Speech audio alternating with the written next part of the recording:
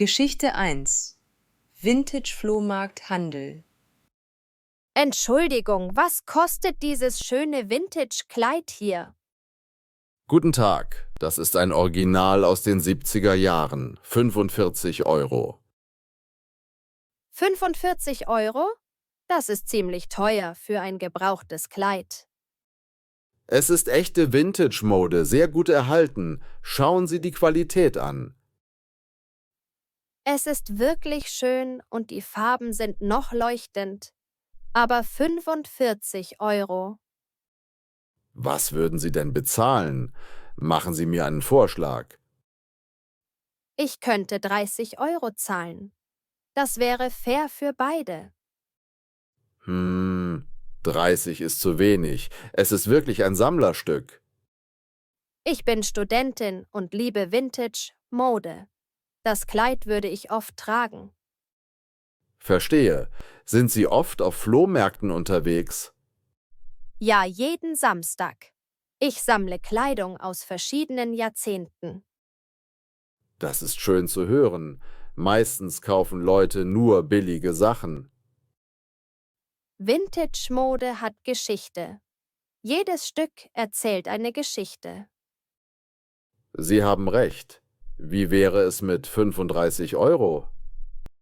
35 Euro. Können wir uns bei 32 Euro treffen? Na gut, 32 Euro. Aber nur weil Sie die Mode wirklich schätzen. Vielen Dank. Das ist sehr nett von Ihnen. Soll ich es in eine Tüte packen? Es regnet draußen. Ja, bitte. Haben Sie auch Schuhe aus dieser Zeit? Hier drüben habe ich einige Vintage-Schuhe aus den 60ern. Oh, die sind wunderschön. Welche Größe ist das? Größe 38. Passen Sie. Perfekt. Was kosten sie? Normalerweise 25 Euro, aber für Sie 20 Euro. Fantastisch. Dann nehme ich beide Sachen. 32 plus 20 macht 52 Euro zusammen.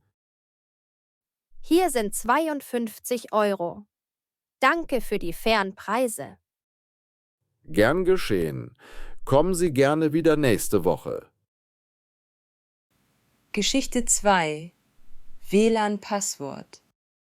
Hallo, Frau Schmidt. Darf ich Sie kurz stören? Hallo Tim, kommen Sie rein. Was kann ich für Sie tun? Mein Internet ist ausgefallen und ich muss dringend arbeiten von zu Hause. Oh, das ist ärgerlich. Wann ist es denn ausgefallen? Seit heute Morgen. Der Techniker kommt erst übermorgen. Das ist wirklich schlecht. Sie arbeiten doch im Homeoffice, oder? Genau. Ich habe wichtige Videokonferenzen heute Nachmittag. Verstehe ich gut. Brauchen Sie vielleicht mein WLAN? Das wäre fantastisch. Könnte ich Ihr WLAN-Passwort haben? Natürlich. Lassen Sie mich das Passwort holen. Sie sind wirklich sehr freundlich. Ich zahle natürlich für die Nutzung. Ach was, Nachbarn helfen sich gegenseitig. Das ist doch selbstverständlich. Aber Sie zahlen ja für das Internet. Ich möchte fair sein. Hier ist es. Schmidt 2023 mit Ausrufezeichen am Ende. Schmidt 2023 mit Ausrufezeichen. Vielen Dank. Das Signal ist stark genug für Ihr Apartment. Ich probiere es gleich. Perfekt. Es funktioniert sehr gut. Wunderbar. Benutzen Sie es, solange Sie brauchen. Kann ich Ihnen etwas kochen als Dankeschön? Das ist nett. Können Sie italienisch kochen? Ja, wie wäre es mit Pasta Carbonara am Wochenende? Das klingt herrlich. Samstagabend? Perfekt. Samstag um 19 Uhr bei mir. Ich bringe einen guten Wein mit. Sie sind die beste Nachbarin. Bis Samstag dann. Bis Samstag. Und arbeiten Sie gut heute. Geschichte 3 Yogakurs Freundinnen. Nina, wir sollten zusammen zum Yogakurs gehen. Was denkst du? Ich weiß nicht. Ich bin nicht sehr flexibel und auch nicht sportlich. Das macht nichts. Yoga ist für alle da, auch für Anfänger. Aber alle anderen sind bestimmt viel besser als ich. Quatsch. Ich war auch am Anfang sehr steif und ungeschickt. Wie lange machst du schon Yoga? Seit einem Jahr. Am Anfang konnte ich nicht mal meine Zehen berühren. Wirklich? Jetzt siehst du so flexibel aus. Das kam mit der Zeit. Yoga ist kein Wettkampf, sondern Entspannung. Welcher Kurs wäre gut für mich? Yoga für Anfänger montags um 18 Uhr. Die Lehrerin ist sehr geduldig. Was kostet das? Ist es teuer? 15 Euro pro Stunde oder 120 Euro für 10 Stunden. Das ist günstiger pro Stunde. Brauche ich spezielle Kleidung? Bequeme Sportkleidung und rutschfeste Socken. Yogamatten gibt es dort. Ich habe Angst, mich zu blamieren vor anderen Menschen. Jeder konzentriert sich auf sich selbst. Niemand schaut andere an. Das klingt nett. Welche Vorteile hat Yoga? Weniger Stress, bessere Flexibilität, stärkere Muskeln und innere Ruhe. Das brauche ich wirklich nach der stressigen Arbeit. Siehst du, es wird dir gut tun, glaub mir. Okay, ich probiere es. Wann ist der nächste Kurs? Morgen Abend um 18 Uhr. Soll ich uns anmelden? Ja, ich freue mich schon darauf mit dir. Fantastisch. Es wird bestimmt sehr entspannend für uns beide. Geschichte 4 Küchengerät-Reklamation. Guten Tag, ich möchte diesen Mixer zurückgeben. Er ist kaputt. Guten Tag, was ist denn das Problem mit dem Gerät? Er funktioniert seit 2 Tagen nicht mehr. Die Klingen drehen sich nicht. Haben Sie den Kaufbeleg dabei? Wann haben Sie ihn gekauft?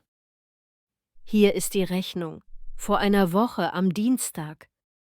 Ich sehe. Was haben Sie damit gemacht? Normale Benutzung? Nur Smoothies und Milchshakes. Nichts Hartes oder Ungewöhnliches. Das klingt nach einem Defekt. Lassen Sie mich ihn testen.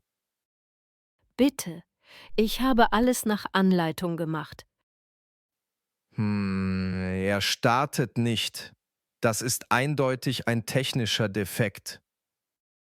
Gut, dann ist es nicht meine Schuld. Nein, definitiv nicht. Das passiert manchmal bei Elektrogeräten. Was können wir jetzt machen? Reparatur oder Geld zurück? Sie haben 3 Möglichkeiten: Reparatur, Umtausch oder Erstattung. Wie lange dauert eine Reparatur? Etwa 2 Wochen. Umtausch geht sofort. Ich möchte ihn gegen ein neues Gerät umtauschen. Perfekt. Möchten Sie das gleiche Modell oder ein anderes? Haben Sie ein zuverlässigeres Modell in der gleichen Preisklasse? Ja, dieser hier ist von einer anderen Marke, aber sehr gut. Der sieht stabiler aus. Gleicher Preis? Genau gleicher Preis. Sehr gute Bewertungen von Kunden. Den nehme ich. Haben Sie auch erweiterte Garantie? Ja, 1 Jahr extra für 15 Euro. Lohnt sich bei Küchengeräten. Okay, mit erweiterter Garantie bitte. Perfekt. Hier ist Ihr neues Gerät mit 3 Jahren Garantie. Vielen Dank für den unkomplizierten Service. Gern geschehen. Bei Problemen kommen Sie gerne wieder. Geschichte 5. Blind Date Tipps. Kevin, ich habe morgen mein erstes Blind Date. Hast du Tipps? Oh, cool. Wo habt ihr euch kennengelernt? Online? Ja, über eine Dating-App. Wir haben 2 Wochen geschrieben. Und wie ist sie so? Erzähl mal von ihr. Sie heißt Anna, ist Lehrerin und mag Sport und Reisen. Klingt nett. Wo trefft ihr euch denn? In einem Café in der Innenstadt. Neutral und entspannt. Gute Wahl, nicht zu romantisch für das erste Treffen. Ich bin so nervös. Was soll ich anziehen? Etwas Lässiges, aber gepflegt. Jeans und ein schönes Hemd. Und worüber soll ich reden? Ich kenne keine guten Gesprächsthemen. Reisen, Hobbys, Arbeit, Filme, aber nicht zu persönlich am Anfang. Keine Ex-Freundin oder Probleme erwähnen, oder? Genau. Positiv bleiben und echtes Interesse zeigen. Soll ich für das Café bezahlen oder getrennt? Biete an zu zahlen, aber akzeptiere es, wenn sie teilen möchte. Wie lange sollte das erste Date dauern? 1 bis 2 Stunden. Nicht zu kurz, nicht zu lang. Was, wenn wir uns nicht verstehen oder es langweilig wird? Dann ist es kein Match. Das passiert und ist völlig normal. Soll ich Blumen mitbringen? Nein, das ist zu viel für ein erstes Treffen. Wirkt verzweifelt. Stimmt. Einfach ich selbst sein, oder? Genau. Authentisch bleiben und Spaß haben. Danke für die Tipps. Ich fühle mich schon besser. Das wird schon klappen. Erzähl mir morgen, wie es war. Mache ich. Drück mir die Daumen. Viel Erfolg. Sie wird dich mögen, da bin ich sicher. Geschichte 6. Babysitting-Angebot. Guten Tag, Frau Weber. Wie geht es Ihnen und dem kleinen Max? Hallo Lara, uns geht es gut. Max wird immer lebendiger. Er ist so süß. Ich wollte Ihnen etwas anbieten. Was denn? Erzählen Sie mal. Ich suche einen Nebenjob und könnte Max babysitten, wenn Sie mal ausgehen möchten. Das ist eine tolle Idee. Haben Sie schon Erfahrung mit Kindern? Ja, ich passe oft auf meine kleinen Cousins auf. Ich liebe Kinder. Max ist erst 8 Monate alt. Das ist noch sehr klein. Kein Problem. Ich kenne mich mit Babys aus und bin sehr verantwortungsbewusst. Was würden Sie pro Stunde verlangen? 12 Euro pro Stunde? Das ist der normale Preis in der Gegend. Das ist fair. Wann hätten Sie denn Zeit? Abends unter der Woche und am Wochenende. Ich studiere tagsüber. Mein Mann und ich möchten gerne mal wieder ins Kino. Das sollten Sie auch. Ein Abend zu zweit ist wichtig. Können Sie auch mit Max spielen und ihn füttern? Natürlich. Spielen, füttern, wickeln, ins Bett bringen. Alles. Haben Sie ein erweitertes Führungszeugnis? Ja, ich kann es Ihnen gerne zeigen. Sicherheit ist sehr wichtig. Das beruhigt mich. Sie denken wirklich an alles. Möchten Sie, dass ich mal vorbekomme, damit Max mich kennenlernt? Ja, das ist eine sehr gute Idee. Wie wäre morgen Nachmittag? Perfekt. Um 15 Uhr? Ja, dann können Sie Max kennenlernen und wir können alles besprechen. Ich freue mich schon. Bis morgen dann. Bis morgen. Danke für das Angebot, das hilft uns sehr. Geschichte 7. Serie-Empfehlung. Hey Jennifer, hast du schon Dark auf Netflix gesehen? Nein, noch nicht. Was ist das für eine Serie? Ein deutscher Science-Fiction-Thriller. Sehr komplex und spannend. Klingt gut. Worum geht es genau? Um Zeitreisen in einer kleinen deutschen Stadt. Sehr mysteriös. Ist es gruselig? Ich mag keine Horrorserien. Nicht gruselig, aber sehr düster und psychologisch intensiv. Wie viele Staffeln gibt es? 3 Staffeln. Die Serie ist komplett abgeschlossen. Wie lange dauert eine Folge? Etwa 1 Stunde. Perfekt für einen entspannten Abend.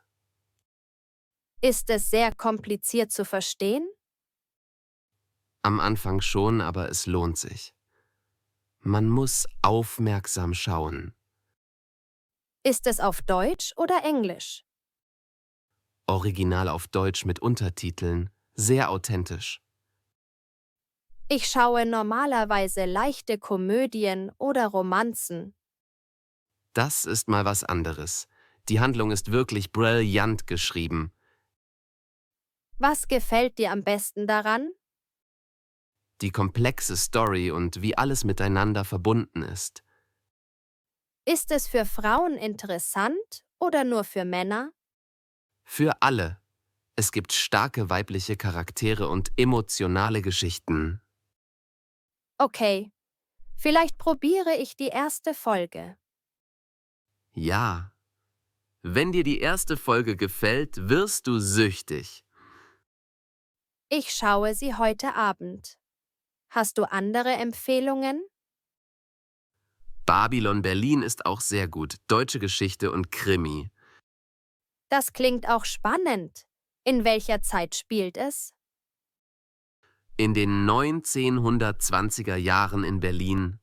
Tolle Kostüme und Musik. Dann schaue ich erst Dark und danach Babylon Berlin. Perfekt. Wir können uns danach darüber unterhalten. Das machen wir. Danke für die Empfehlungen. Geschichte 8. Parkplatz teilen. Hallo, Herr Müller, könnte ich Sie kurz sprechen? Hallo Robert, kommen Sie, was gibt es denn? Es geht um Parkplätze. Ich habe ein Problem mit meinem Auto. Erzählen Sie mal, womit kann ich helfen? Mein Parkplatz ist zu klein für mein neues Auto. Ah, Sie haben sich einen größeren Wagen gekauft? Ja, einen SUV. Der passt nicht in meinen schmalen Parkplatz. Mein Parkplatz ist breiter, aber ich brauche ihn täglich. Ich habe eine Idee. Können wir vielleicht tauschen? Tauschen? Wie meinen Sie das genau? Sie nehmen meinen Parkplatz, ich nehme Ihren breiteren. Ist Ihr Parkplatz genauso nah am Eingang? Ja, genau gleich weit, nur eben schmaler. Mein Auto ist kleiner, das würde funktionieren. Das wäre fantastisch. Müssen wir das offiziell machen? Ja, wir müssen die Hausverwaltung informieren. Kein Problem. Ich kümmere mich um den Papierkram. Wann möchten Sie denn tauschen? Am liebsten nächste Woche, wenn es Ihnen passt. Montag wäre gut für mich. Vormittags. Perfekt. Montag um 10 Uhr? Ja, dann können wir auch gleich die Schlüssel tauschen. Sie helfen mir wirklich sehr. Mein Auto steht schon 3 Tage schief. Das kann ich mir vorstellen. Nachbarn helfen sich. Sie sind sehr freundlich. Kann ich Ihnen etwas dafür tun? Ach was, das ist doch selbstverständlich zwischen Nachbarn. Doch, ich lade Sie auf einen Kaffee ein. Na gut, das nehme ich gerne an. Geschichte 9. Haustier-Sitting-Urlaub. Hi Tobias, ich fliege nächste Woche in den Urlaub nach Italien. Wie schön. Wie lange bleibst du denn weg? 2 Wochen. Das Problem ist meine Katze Luna. Ah, du brauchst jemanden, der auf sie aufpasst? Genau. Könntest du dir das vorstellen? Du magst doch Katzen. Ich liebe Katzen. Was müsste ich denn machen? Täglich füttern, Katzenklo reinigen und ein bisschen spielen. Soll ich zu dir kommen oder Luna zu mir nehmen? Am besten bei mir. Katzen mögen ihre gewohnte Umgebung. Das macht Sinn. Ist Luna kompliziert oder pflegeleicht? Sehr pflegeleicht. Sie schläft viel und ist sehr verschmust. Was frisst sie denn? Spezielles Futter? Normales Katzenfutter. Morgens und abends je eine Dose. Und das Katzenklo einmal täglich reinigen? Am besten 2-mal. Morgens und abends. Das ist kein Problem für mich. Was zahlst du denn? 15 € pro Tag. Das sind 210 € für 2 Wochen. Das ist sehr fair. Wann fliegst du denn genau? Am Samstag früh. Ich komme am Sonntag in 2 Wochen zurück. Soll ich schon Freitagabend kommen zum Eingewöhnen? Ja, perfekt. Dann kann Luna dich kennenlernen. Hast du einen Notfallkontakt, falls etwas passiert? Ja, der Tierarzt und meine Schwester. Ich gebe dir alle Nummern. Gut. Brauchst du auch andere Hilfe? Blumen gießen? Oh ja, die Pflanzen. Das hätte ich fast vergessen. Kein Problem. Ich kümmere mich um alles. Du bist ein Schatz. Jetzt kann ich entspannt in den Urlaub. Freut mich. Luna und ich werden gute Freunde. Geschichte 10. Marmelade verschenken. Guten Tag, Frau Klein. Ich habe etwas Selbstgemachtes für Sie. Oh, wie nett. Was ist es denn? Erdbeer-Rhabarber-Marmelade aus meinem Garten. Wie wunderbar. Sie haben einen eigenen Garten? Ja, hinter dem Haus. Die Erdbeeren waren dieses Jahr besonders süß. Das sieht professionell aus. Machen Sie oft Marmelade? Jedes Jahr im Sommer. Ich hatte zu viele Früchte für mich alleine. Das ist so lieb von Ihnen. Wie lange ist sie haltbar? Mindestens 1 Jahr, wenn Sie sie kühl lagern. Ist Rhabarber nicht sehr sauer? In Kombination mit Erdbeeren ist er perfekt. Nicht zu süß, nicht zu sauer. Haben Sie das Rezept von Ihrer Mutter? Von meiner Oma. Sie hat mir alle Geheimnisse der Marmeladenherstellung beigebracht. Das ist schön. Solche Traditionen sollte man bewahren. Absolut. Selbstgemacht schmeckt viel besser als gekauft. Kann ich Ihnen etwas dafür geben? Das ist zu viel Geschenk. Ach was, Nachbarn teilen gerne. Das macht mir Freude. Aber ich muss etwas für Sie tun. Ich backe sehr gerne. Oh, backen Sie? Was ist Ihre Spezialität? Apfelkuchen und Schwarzwälder Kirschtorte. Schwarzwälder Kirschtorte liebe ich. Ist sie schwierig zu machen? Ich backe Ihnen gerne eine, als Dankeschön für die Marmelade. Das wäre fantastisch. Aber nur, wenn es keine Umstände macht. Gar keine. Ich backe sowieso am Wochenende.